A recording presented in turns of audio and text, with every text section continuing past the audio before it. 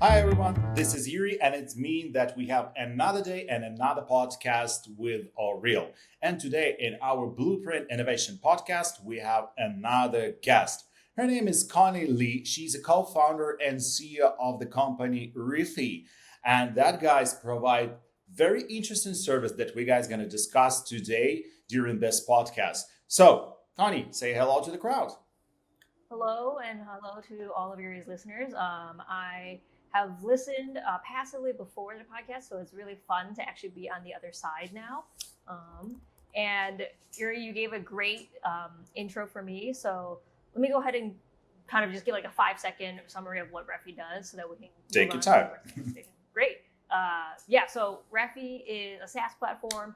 We sell into the real estate space, particularly to property managers and property owners. And we're particularly targeting the leasing or residential side of the business. So we essentially serve as a leasing HQ for our users. We centralize all of the workflows around there, all of their leads, and then start stack ranking the leads and initiating conversations so that you can work your prospective renters and then get them to tour, sign leases, and essentially just fill your building. Okay, sounds pretty cool. And that's something that all the companies use. And I know there's a lot of solutions kind of similar to yours and market exists. So what makes you different, folks? Yeah, this is definitely, real estate's a very old industry. So it's a very large TAM as well. And there's lots of startups in the graveyard because it is an old industry. It's a big TAM, so it's very alluring and like very attractive to go after. So the problems, that's not new. And there's a decent amount of competitors. I think what's different is how each company has decided to tackle a problem, right? Like there's some companies that just do virtual tours only, virtual lockboxes or whatnot, or full-on chatbots. I think what we're different is this is an accidental company for me to build. It wasn't like, oh, we found a TAM and we're like targeting the problem. It's a problem that I had in my own personal portfolio. So how we differentiate is we're pretty open to however you want to solve this problem, but we measure every feature we release in the platform so that it actually drives conversions for your leasing team, right? So our platform's kind of interesting in that some people will log on to it and have a lot of questions like, oh, why don't you have this feature, this feature, this feature that's like very common in other software? And we'll tell them, we're not going to match everyone on feature parity. That's not our goal. We're here to figure out the highest converting leasing features, and that's what we're going to implement. It might not match your workflow, but we know that it will definitely convert. So if you're here looking for software because you actually want to drive your leasing conversions up, we're great partners. If you are looking to buy software because you want a feature that you specifically really want, regardless of conversion rates or like the actual results you get, we're probably not the best partner.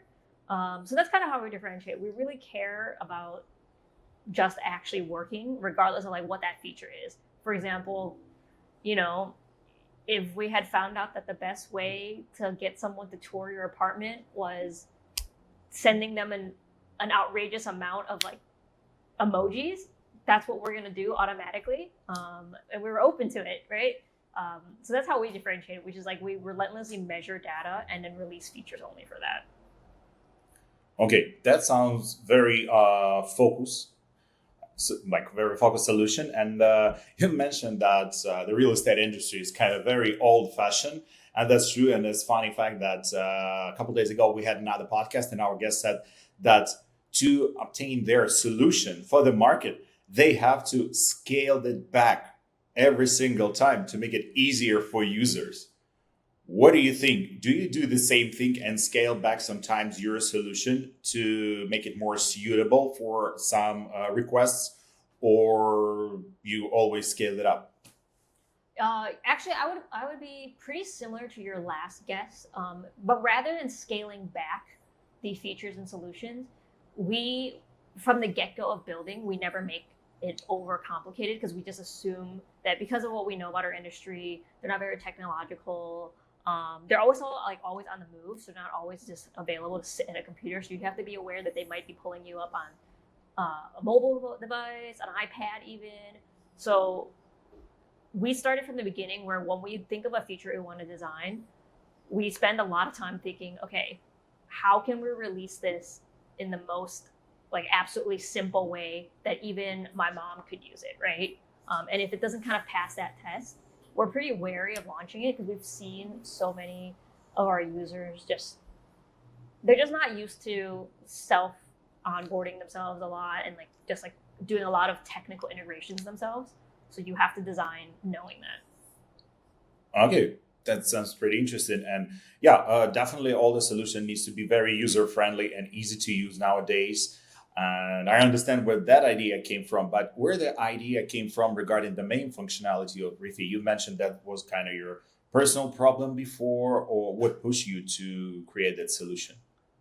Yeah, so it's like pretty popular in software. You have two kinds of founders, right? Like you have like the first kind of founder. It's like similar to like the Jeff Bezos stories where he figured out everyone was coming on the internet. He figured out a big TAM and then like a problem, and then he devised the solution for the problem. And it's like very consulting, like right, like you find a case study. I am not one of those founders. I'm the exact opposite. This is an accidental company, and I would only ever be a founder because this happened to be my problem and I ended up solving my own problem. And I got lucky that the TAM is big and the market is big. So it could become a VC backable business. So to back up a little, I used to work at software companies, kind of optimizing sales teams. And then when I was doing that, I ended up getting a couple of houses and became a landlord. And I had my own unit that I just couldn't fill. It was like very vacant.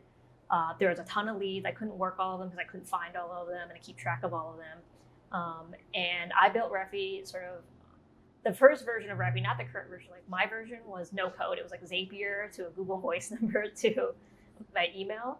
Not too bad for the beginning. Yeah, go ahead. Yeah, I said it's not too bad for the beginning. Yeah.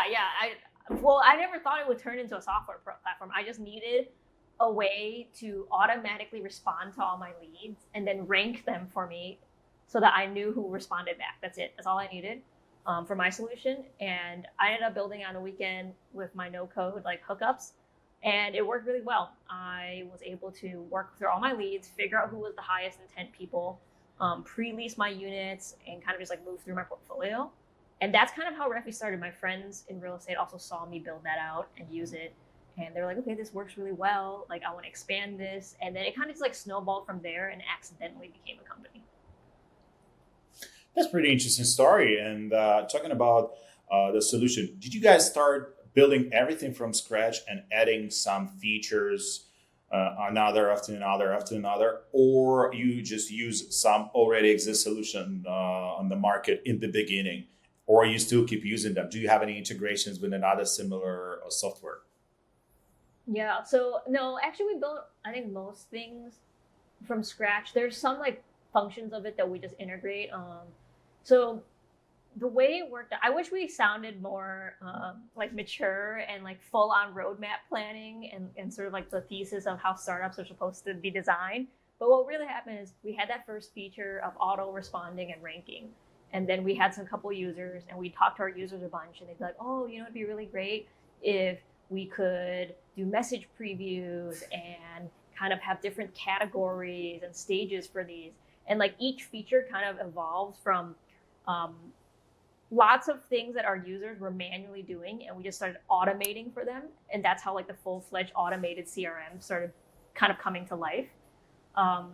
Obviously, not every section we could build and would make sense to build because of resource constraints. So like, for example, on your integration question, for leasing, a big piece of it is scheduling tours. So we didn't build a full out calendar in our app. What we do is we have Outlook and Google Calendar integrations. You have the ability to like paste in your own personal Calendly links or like whatever's touring link you're using. So like that is an example where we just essentially work with your current choice rather than saying, why don't you get rid of Calendly and use Reffie's calendar or something like that. Okay, so basically it's a little bit of both. Mostly there's a custom developed, but some general solutions are still integrated there.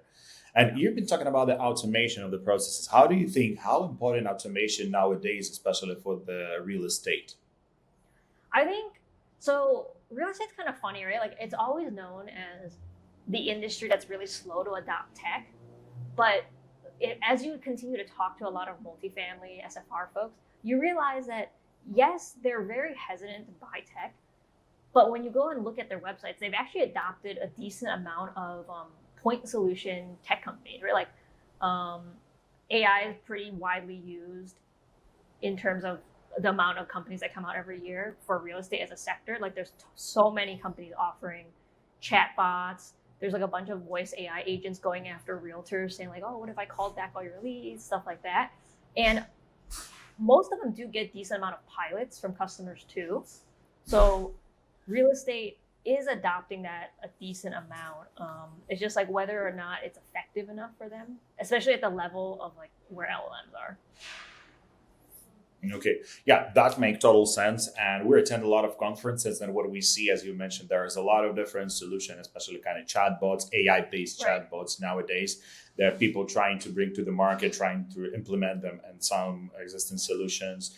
And yeah, but if we're talking about some solutions that you think might be the most useful nowadays for real estate and for the companies similar to yours, Yeah, what kind of so that? I think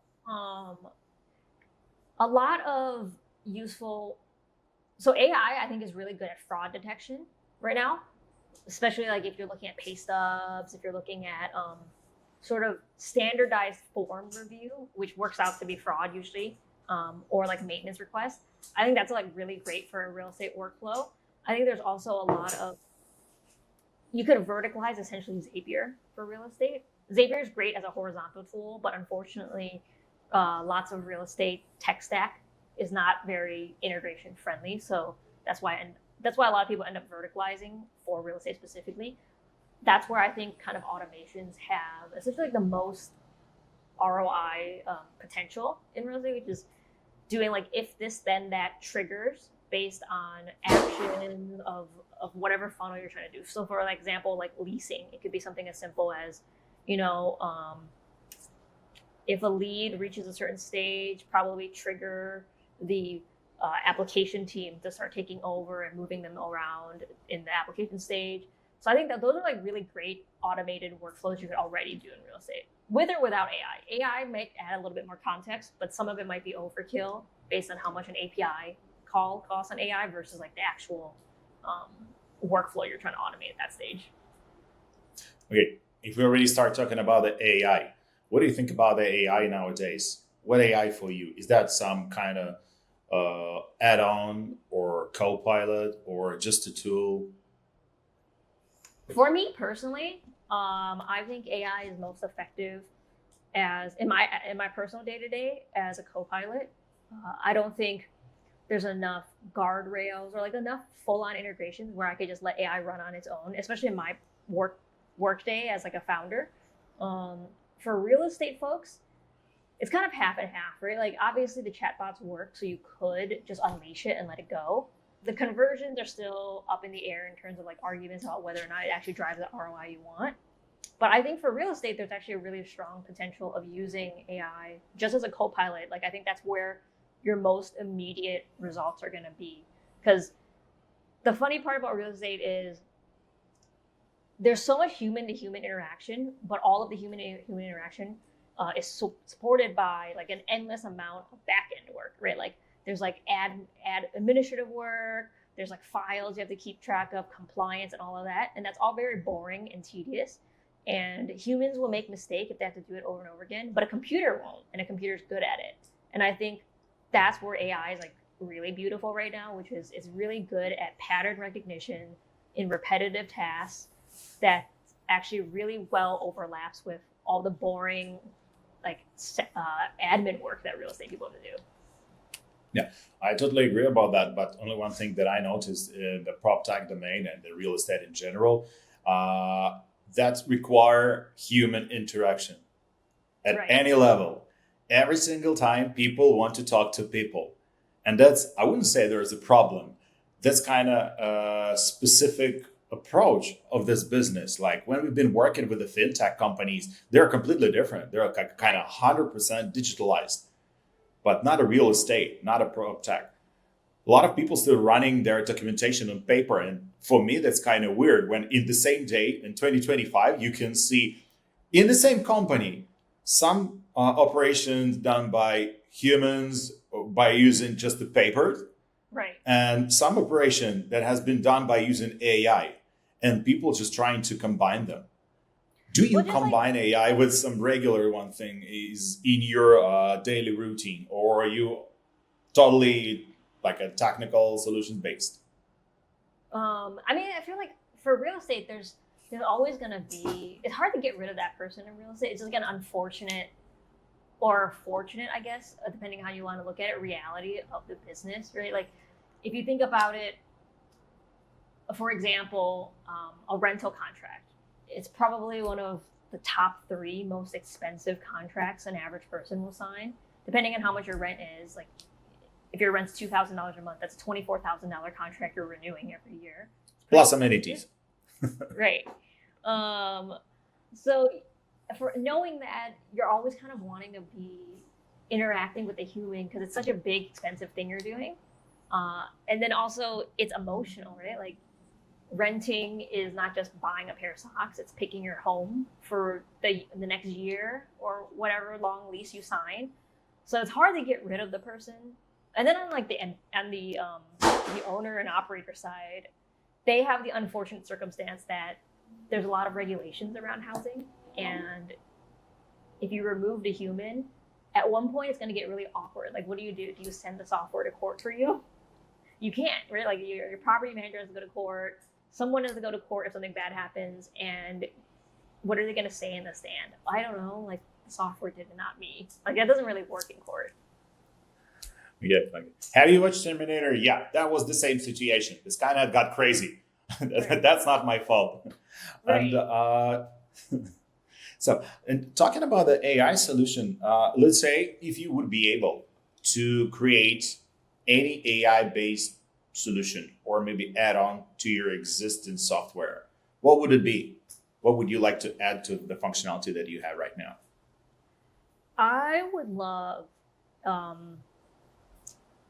data and conversational insights. So that would be something I would really like to add to Reffie right now. And if, let's say, we would start talking about the AI and the way how the AI can shape the real estate in some near future, what would be your assumption, let's say, for the next year, not even the next, this one, 2025, and for the next 5 years? Where do you think we're going to be at 2030? I mean, AI is like changing so fast. So I feel like whatever I predict is still going to be almost like 5 years behind what it's really capable of. Just because like it's like innovating so fast on itself. But I foresee a future in where a lot of software UI, I bet, will be so different, right? Like, because right now a lot of the UI is built on you assuming people have to manually click on things, manually type things, and that's how you interact with software. But in a world where your software is smart enough to adapt to you, I would think the interface is actually much more conversational between you and the platform rather than you having to like manually move things around in a platform. So I think I wouldn't be shocked in the next 5 years if SaaS platforms completely look different. Like, they're just not, you're not clicking on interfaces. It's more like you're commanding, or it's actually predictively prompting you to do things instead. Okay. Do you think that's going to be better for business or it's going to be worse? I guess that's like a philosophical question. Do you think it's better or worse that your software is essentially making behind the scenes decisions for you, right? Because in a world where like your software is smart enough to adapt to you, you have to assume that the software has made some assumptions about you and then decided to show you only X result. And that's up to us to decide, is it better or worse that we are getting fed curated information by software? That's kind of interesting point of view. And if we're talking about the future and not the real estate, but your company, do you have any excited plans for the near future? Yeah, we've gotten really good at essentially like organizing all of your disparate like leads, data, and all of it for leasing teams to just go to one place and have like a very nice, simple UI. Be like, okay, just work all these leads, and we really want to build upon that because there's so much a leasing agent does in their day-to-day, and they do it manually, and they know what works and what doesn't work. So we're actually going to go and slowly go through sort of like their most popular workflows and automate each one, so that we're actually effective co-pilots rather than like AI forcefully explaining to them how they could be doing their job better. So some things are really ranking well sort of high intent leads, and then telling them like, hey, this lead's like ready to tour. All you have to do is confirm a time with them, or like this lead is really ready to sign a lease. Just send them the contract or whatnot, and essentially like tee up all the winners for them. Yeah, that's very interesting. I mean, I've been going through this process a couple times, so I know how it works just in the real world. Right. I mean, right now with the papers, with the people, an idea of the software that will recommend you what to do next and how to make it faster and more efficient. That's kind of interesting, and I wish you good luck with that. I'm pretty sure that you guys gonna reach your goals that you set up for 2025. And talking about the goals and how you guys can help to achieve them. If, let's say, people will decide to get a little bit more information about that, how can they reach you out, where they can find you? Yeah, they could get to our website at Reffie.me, so REFFIE.me, or they can email me directly at Connie@Reffie.me. I'm pretty chatty. I'm always trying to get my steps in, so they could set a demo date. We can get on the phone and both of us walk around, or get on the computer and do a full-on demo. Or if they're really just looking to learn more about real estate, I'm always happy to chat about that too. Okay, so thank you for sharing your context. And it's like a kind of traditional thing already for us. If, let's say, you're going to play some final statement for our listeners, what would you say to them?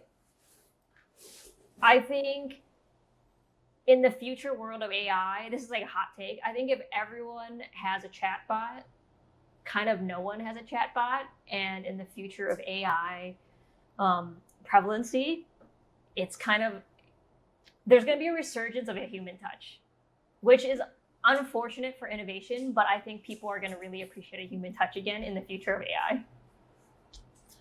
Okay, so thank you for sharing that. That was Connie Lee, co-founder and CEO of Reffie, with us today. Connie, thank you so much for finding the time for this podcast with us today. I know you have a pretty busy schedule, and I appreciate your time. And I wish you all the best. Let's stay in touch. I hope our listeners got all your contacts, and we're going to launch the podcast very soon. So please, folks, enjoy us. Watch this podcast, put your likes. And after that, we're going to introduce you to our another guest very soon. Thank you so much for being with us. Have a great day, and ciao for now.